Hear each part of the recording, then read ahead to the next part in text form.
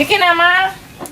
Seorang ibu yang tinggal di Desa Sukorejo, Kecamatan STL, Ulu Terawas, Kabupaten Musirawas, sejak pagi hingga sore hari memanfaatkan tenaga dan keahliannya untuk membuat barang kerajinan berupa tungku untuk memasak yang bernilai ekonomis. Lewat proses pembuatan antara campuran tanah liat beserta abu sisa pembakaran dan air, bahan dasar diolah menjadi sebuah kerajinan rumah tangga yang terbilang banyak dibutuhkan oleh masyarakat di pelosok pedesaan.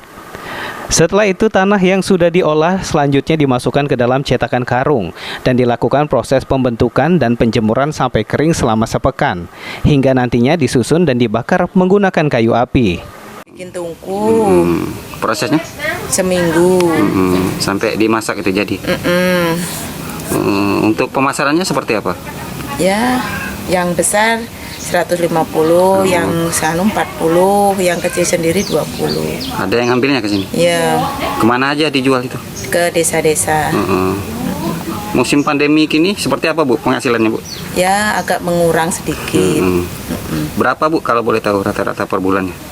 Per bulannya cuma berapa? Seminggu. Kadang laku 2, 4 ya itu. Berapa jadi itu Bu?